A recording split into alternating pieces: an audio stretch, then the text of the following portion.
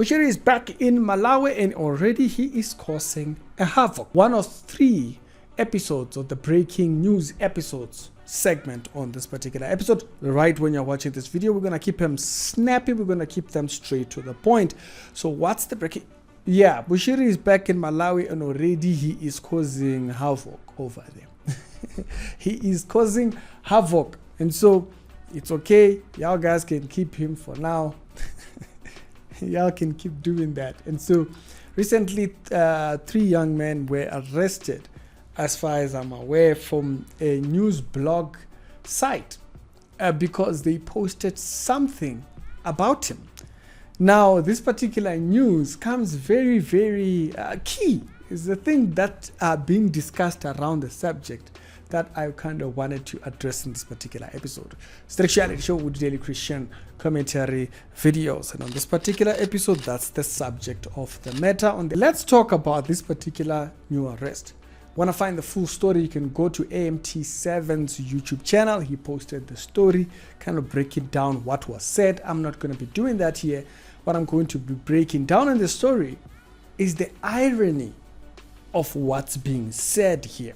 So these guys have been publishing news. Now, whether what they were publishing was true or false, at this moment, I am not aware. The news blog was called Malawi News Online or something like that. It was a Facebook page.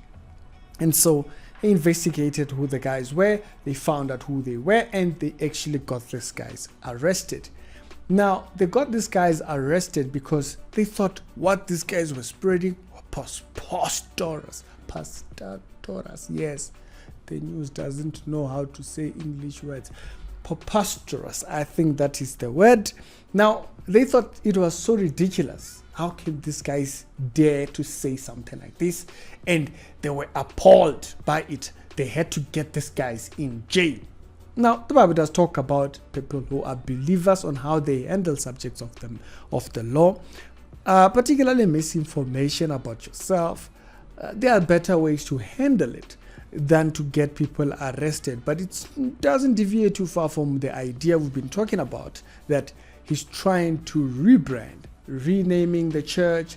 He's trying to rebrand by all distancing himself from all kinds of watches that's going on over there, and every other thing that might have happened under the ECG name. He's trying to distance himself by adding the Jesus Nation or Kajes that's going. So there's a lot of rebranding that he is going through. They'll arrest you and keep you in jail for ages for nothing. Okay? They will keep you, like in South Africa, if you keep me in jail for a certain amount of period, you have to release me. Yeah, it's kind of a thing. You have to release me. You can't just keep me there. And so it's very fascinating that they actually kept him. They were arrested. I don't know. I think they were given bail or something like that. But they did this. They got arrested. Now, I wanted to talk about that in conjunction with the man them himself. Now, you'll remember when he left South Africa, he was spreading all kinds of misinformation about South Africa. So I wonder if we also should arrest him. We should also arrest him in order for him to come and answer for the times when he spoke wrongly or not truthfully about us. Since he's doing it about other people, I wonder if that should be the case when it comes to him. But do you think the man them would allow that? No, you would call it injustice. He said South Africa was this, South African law system was this. He named it everything. He named South Africa everything. Hey, they hate me. Hey, they've been trying to, as if he has been here playing it innocent all along. He used the Mzinono special effect. He used that card when it benefited him, when we know very well it didn't. It's the average guy that struggles from Mzinono. Mzinono is xenophobia and all that kind of jazz that happens, okay? And so we know very well that it doesn't affect him. It affects others. The people, the average person that has to live in low-income housing, in the Kasi and so forth, those are the people that are most affected.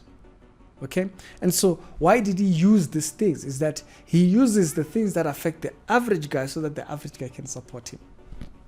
The same way when he went back, he used the pastors that were popularly known there in order for him to get his ranking better, in a better place, which is why he's arresting these guys or getting these guys arrested in order for him to keep a clean brand. I find it very fascinating, as I've said previously. Okay, I saw some statements that AMT7 was stating that the spokesperson Ephraim was making about how he wants to keep a clean image.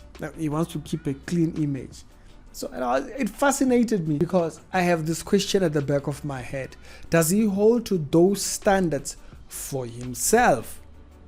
Yes, he holds those standards for other people. That's why he gets them arrested. But does he hold to those standards for himself? Personally, I doubt that. I doubt that because we've seen previously, if he has an option, even if it's illegal, to find a benefit for himself, he'll do it. That's why there's an entire up and down court case right now between two different countries. Why? Because he found an exit for himself. Not exactly a man that stands to see the truth come to right. And so why, if a person is trying to keep it clean, trying to keep a clean slate, would criticism be the first thing that is? Yeah, because that's how people that don't like criticism deal with criticism. So I found it very fascinating that the same standards that he applies for other people to say, hey, you cannot do that, is the standards that he himself would not keep up to. It's the reality show, daily Christian commentary videos. But man, them never cease to surprise me. I don't know if they surprise you. Man, them is not surprised. I'm not surprised by this supposed arrest. It's Ricky. On to the next one.